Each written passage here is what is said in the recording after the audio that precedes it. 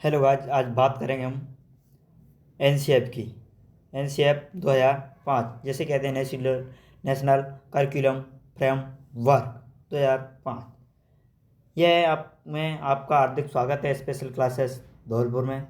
मैं आपके सामने बबलू लोधी। बात करते हैं हम जो बात करता है कि जो है इसमें राष्ट्रीय पाठ्यचर्या 2005 में संशोधन करने हेतु 2005 में एक राष्ट्रीय संचार नीति बनाई गई थी, अर्थात इसका गठन किया गया था कब 2005 में। जिसके अध्यक्ष थे प्रोफेसर यशपाल। कौन थे? प्रोफेसर यशपाल।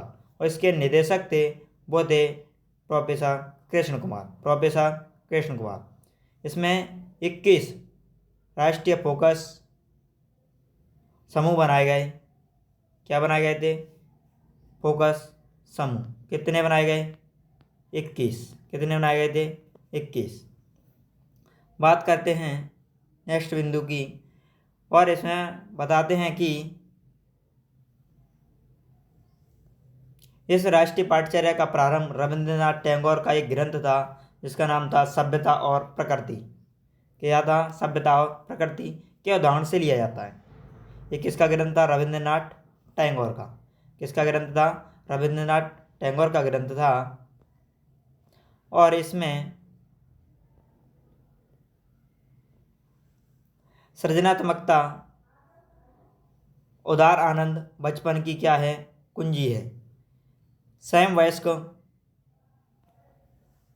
जो समाज वयस्क संसार की प्रकृति को क्या इसको यानी अर्थात समस्त वयस्क संसार की प्रकृति को क्या इससे खतरा है? क्या है? खतरा है। एनसीएफ 2005 में बालक की भाषा के विकास के लिए त्रिभाषा फार्मूला को अपनाया गया था।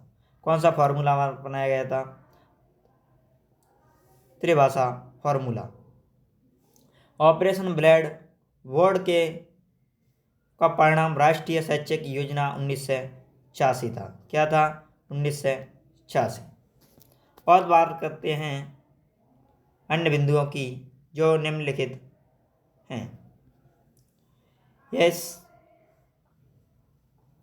इस पाठ्यचर्या में संपूर्ण गुणवत्ता प्रबंधन पर बल दिया गया और व्यवहारिक जीवन से जोड़ने का क्या किया था? इसमें कार्य किया गया था। व्यवहारिक जीवन से जोड़ने का क्या किया गया? कार्य किया गया। इसमें 3 तत्व बनाए गए थे। कितने तत्व बताए गए थे? 3। जिसमें पहला है लोचशीलता। क्या है? लोचशीलता। प्रासंगिकता और गुणवत्ता। तीनों पर बल देकर के राष्ट्रीय पाठ्यचर्या उद्देश्य बड़ा और अधिक बढ़ा दिया गया था। इस पाठ्यचर्या के 5 निर्देशक सिद्धांत हुए थे। कितने सिद्धांत हुए थे? 5 हुए थे। बात करेंगे उन 5 निर्देशक सिद्धांतों के बारे में। वे सिद्धांत कौन कौन से थे? पहला सिद्धांत था शिक्षा को बाहरी जीवन से जोड़ा जाए, तथा बाहरी वातावरण के द्वारा बालकों को सिखाया जाए। कॉन्टैक्ट के संपर्क के माध्यम से उनको जुड़ करके पढ़ाया जाए। रटांत शिक्षा प्रणाली से क्या किया जाए? मुक्त किया जाए। रॉड पद्धति को बिल्कुल क्या किया जाए? खत्म किया जाए। बच्चों को रटाया ना जाए। पाठ्यक्रम के संवर्धन इस प्रकार से किया जाए जो बालक का चहुमुखी विकास हो। यानी जो पाठ्यक्रम है उसका इस प्रकार से निर्माण किया जाना चाहिए कि बालक के प्रत्येक पहलू का क्या हो सके? उसमें विकास हो सके। परीक्षा प्रणाली को लचीला बनाया जाना चाहिए। परीक्षाएं ज़्यादा क्लिष्ट नहीं होनी चाहिए, लचीली होनी चाहिए। समय के अनुसार उनमें क्या होना चाहिए? परिवर्तन होता रहना चाहिए। प्रजातांत्रिक देश में प्रजातांत्रिक समस्याओं को पाठ्यक्रम में क्या करना चाहिए? शामिल करना चाहिए। पाठ्यचर्या के अनुसार बालक का प्रारंभिक वर्ष 2 वर्ष शिक्षण मातृभाषा में कराया चाहिए। यानी प्रारंभिक शिक्षा 2 वर्ष तक मातृभाषा में ही कराई जानी चाहिए। किसकी? बालक की। तीसरे वर्ष अंग्रेजी भाषा को द्वितीय भाषा के रूप में पढ़ाया जाना चाहिए। आधुनिक भाषा का भी अध्ययन कराया जाएगा। आधुनिक भाषा के रूप में अहिंदी प्रदेशों में व हिंदी भाषी प्रदेशों में एक आधुनिक भारतीय भाषा जैसे बंगाली, राजस्थानी, फारसी इत्यादि भाषाओं का भी प्रयोग किया जाना चाहिए क्षेत्र के हिसाब से। क्वेश्चन है इसमें राष्ट्रीय सामाजिक अध्ययन शिक्षण का पाठ्यक्रम बनाया गया था, वो है 2005। बात करेंगे अन्य बिंदुओं की जो निम्नलिखित हैं। देखते हैं बिंदु कौन कौन से हैं। आधुनिक भाषा के रूप में संस्कृत को भी पढ़ाया जाना चाहिए। बालक लेखन एक कला है। लेखन क्या है? कला है। इसलिए बालक में लिखने का एक कला के रूप में क्या किया जाना चाहिए? उसमें विकसित किया जाना चाहिए। अध्यय लेख कार्य करनी चाहिए, कार्यालय कौशलों के रूप में नहीं। गलतियां अधिगम का एक हिस्सा होती हैं, यानी कोई भी बालक गलती कर रहा है, त्रुटि कर रहा है तो एक अधिगम का भाग है। वह गलती करना एक स्वाभाविक कार्य है, तो हमें उन गलतियों को सुधारना चाहिए वातावरण के हिसाब से। तो बालक गलतियां करते हैं, गलतियों की बजाय बालकों को इस तरह का वातावरण दिया जाए कि बालक अपनी गलतियों में क्या कर सकें? पठन कर सकें, ज़्यादातर गलतियां ना करें। कक्षा 3 में लेखन तथा वाचन के माध्यम से बालक में उच्च संवादी कौशल का विकास किया जाना चाहिए या विकसित हो सके। ऐसा हमें समृद्ध उनके लिए क्या किया जाना चाहिए? वातावरण देना चाहिए। समृद्ध एक वातावरण उनको क्या करना चाहिए? उपलब्ध कराना चाहिए। कक्षा 4 में बालक भाषा के उच्च मानकों को स्वतः ही प्राप्त कर लेना, ऐसा हमें वातावरण देना चाहिए। यानी बालक जो भाषा के अन्य मानक हैं उनको आराम से अपने हिसाब से क्या बच्चा अपने आप सीख ले, ऐसा हमें बालक को क्या देना चाहिए? स्कूल में या परिवार में ऐसा हमें उनको वातावरण अवेलेबल कराना चाहिए। अंग्रेजी भाषा को अध्यापक बालकों को मौखिक रूप से अध्ययन करवाएं, जिससे बालक उससे क्या कर सकें? सीख सकें। या अध्यापक बोलेंगे तो बालक भी बोलेंगे। बालक में योग्यता होती है, सीधी सी बात है। योग्यता को हम यहाँ कहते हैं बुद्धि। प्रत्येक बालक के अंदर बुद्धि होती है, लेकिन अध्यापक संस्थाओं का इनका काम होता है कि उसकी बुद्धि को क्या किया जाए? विकसित किया जाए। वह अपने विचारों अन्य भाषाओं का क्या कर सके? स्थानांतरण कर सके।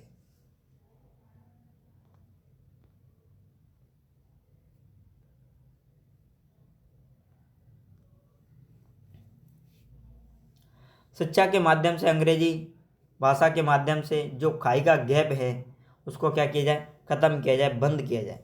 अंग्रेजी भाषा को द्वितीय भाषा के रूप में स्थान दिया जाए, परंतु मातृभाषा का भी क्या रहे? सम्मान बना रहे, सम्मान जारी रहे। गणित के शिक्षण कराते समय क्रमबद्धता पर अत्यधिक बल नहीं दिया जाए, बल्कि बालक को खेल खेल के माध्यम से सिखाया जाना चाहिए। गणितीय संक्रियाओं को जोड़ना, घटाना, भाग देना। बालक को शिक्षण कार्य प्राथमिक स्तर पर खेल विधि तथा कहानी विधि के माध्यम से कराया जाए। यदि उच्च स्तर पर कहानी विधि से शिक्षा दी जाती है तो बालकों में उसमें क्या आती है? रुचि आती है। क्या आती है? रुचि आती है। भाषा कौशल को प्राथमिक स्तर से उच्च स्तर की ओर क्या किया जाना चाहिए? विकसित किया जाना चाहिए। क्या किया जाना चाहिए? अर्थात LSRW के रूप में उनको क्या किया जाना चाहिए? विकसित किया जाना चाहिए। गणित का कार्य, शिक्षण कार्य इस प्रकार से किया जाए कि बालक में तार्किक चिंतन विकास करे और समस्याओं को अपने आप क्या कर ले? वो समाधान कर ले। क्या कर ले? समाधान। परिभाषा क्या है पाठचर्या की? इसमें परिभाषा देते हैं कि कलाकार अध्यापक के हाथों में एक यंत्र, वह यंत्र है जिससे कि वह अपनी विद्यार्थी अर्थात विषय वस्तु को विद्यालय में अपने आदर्शों को क्या बनाता है? सही करता है, सुधारता है। यह परिभाषा किसकी थी? कनिंघम, जिसे हम बकिंघम के नाम से भी जानते हैं। विज्ञान शिक्षण इस प्रकार से किया जाए कि बालक में मौलिक और वैज्ञानिक सोच क्या कर सके? विकसित कर सके। बालक में बौद्धिकता, संज्ञानात्मक विकास, विश्वसनीयता, सभ्यता आदि गुणों का क्या हो सके? उसमें विकास हो सके। क्या हो सके? विकास। कला शिक्षण इस प्रकार से किया जाए कि बालक में सौंदर्यानुभूति हो सके, रसानुभूति हो सके, का विकास कर सके। इसमें गायक, नृत्य, नाटक, दृश्य कलाएं इत्यादि प्रकार का क्या किया जाना चाहिए? शिक्षण किया जाए। क्या किया जाए? शिक्षण किया जाए। त्रिभाषा फार्मूला में 3 भाषाएं शामिल हैं। वे 3 भाषाएं कौन कौन सी हैं? प्रथम भाषा व राज्य भाषा व राष्ट्रीय भाषा है, जिसे हम हिंदी कहते हैं। द्वितीय भाषा जिसे अंतर्राष्ट्रीय भाषा कहते हैं, जो हमारी अंग्रेजी, तो हिंदी और अंग्रेजी। तृतीय भाषा हमारी स्थानीय भाषा होती है, जैसे संस्कृत है, अन्य भाषाएं हैं वो भी हो सकती हैं। बात करेंगे अगले बिंदु की, सेवा पूर्व अध्यापकों के लिए पाठचर्या। इस पाठचर्या में कहा गया है कि वे वर्तमान के पाठ्यक्रम में असंतोषजनक हैं, अतः इस पाठ्यक्रम में इस प्रकार से बदलाव किया जाए कि आधुनिक शिक्षण तकनीकों को क्या किया जाए? बढ़ाया जाए और अध्यापकों को इस योग्य बनाया जाए कि वे बालक की व्यक्तिगत तथा भिन्नताओं के आधार पर क्या कर सकें? विकास कर सकें। किसका? बालक का। शिक्षा बिना बोझ के। रिपोर्ट है कि शिक्षा बिना बोझ के 1993 में भार विहीन पाठ्यक्रम अर्थात बस्ता लेकर के नहीं जाएंगे बालक। इस विषय के जरिए से बच्चे में सामाजिक दशाओं की समझ और उनके विश्लेषण की योग्यता पैदा करने की क्या की जाती है, सिफारिश की गई है। इन तथ्यों से रटना क्या होगा, या इन तथ्यों को रटना बंद करने को कहा गया है।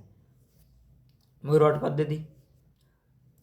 एनसीएफ 2005 के अनुसार इनके शिक्षण की विधि क्या क्या हो सकती है। करके सीखना, बच्चे को डूइंग लर्निंग सिखाना चाहिए। प्रत्येक वस्तु को करके सीखे।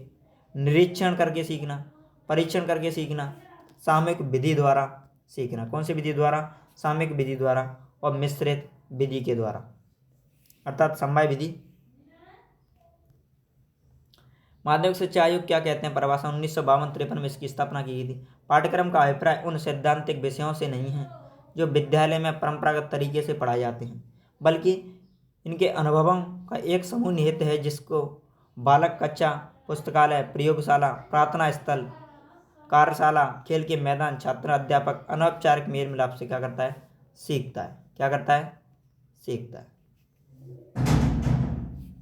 बात करेंगे मुनरो की। मुनरो कहते हैं कि पाठ्यक्रम में समस्त अनुभव निहित होते हैं, यानी सभी वे क्या है, उसके अनुभव निहित होते हैं जिनको विद्यालय में के द्वारा या शिक्षा के उद्देश्यों की क्या की जाती है, प्राप्ति के लिए उनका क्या किया जा रहा है, प्रयोग किया जा रहा है या उपयोग किया जा रहा है।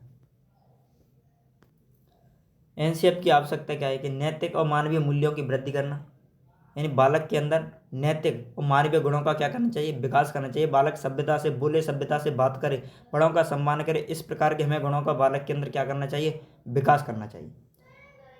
सेकेंड है कि कक्षा में शिक्षण प्रभावशाली बनाने हेतु नवीन पाठ्यक्रम की क्या हमें आवश्यकता पड़ेगी, नवीन विधियों की आवश्यकता पड़ेगी।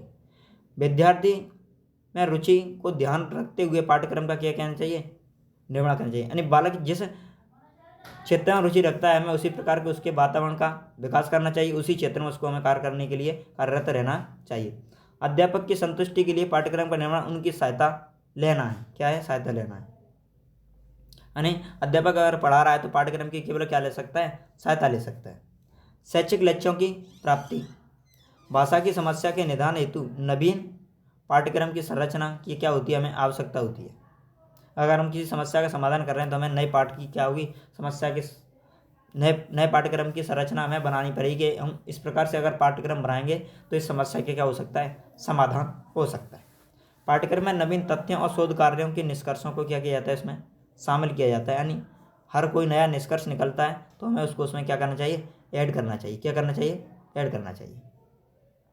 अभिभावकों को संतुष्टि प्रदान करना, यह भी एक एनसीएफ का क्या होता है, कार्य होता है। क्योंकि प्रत्येक अभिभावक का कार्य है, यह प्रश्न होता है कि हमारे बालक क्यों नहीं सीख रहे हैं। इस प्रकार से हमें पाठ्यक्रम को अपना बनाना चाहिए कि अभिभावक की उससे क्या रहें, संतुष्ट रहें। क्या रहें, संतुष्ट रहें।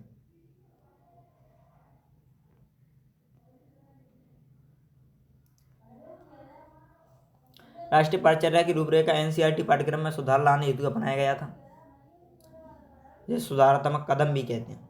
एनसीईआरटी के शिक्षा के क्षेत्र में उद्देश्य, बालकों में विचार कार्य करने की स्वतंत्रता का उद्देश्य, दूसरों की भलाई के प्रति तत्परता, लोकतांत्रिक प्रक्रिया में क्या करना, भागीदारी करना, नवीन समस्याओं का सामना करने की क्षमता विकसित करना, बालकों में सामाजिक बदलाव के प्रति क्या करना, तत्पर करना, सर्वांगीण विकास करना और उन्हें स्कूली शिक्षा से क्या करना है, ऐसा जोड़ना है। क्या करना है, जोड़ना है। अगर ये वीडियो अच्छी लगी हो तो स्पेशल क्लासेस को लाइक, शेयर एवं कमेंट करें। मैं आपके सामने बबलू लोधी मार्गदर्शन कर रहे हैं एमएल राजपूत जो हैं साइकोलॉजी विशेषज्ञ। जय हिंद, जय भारत।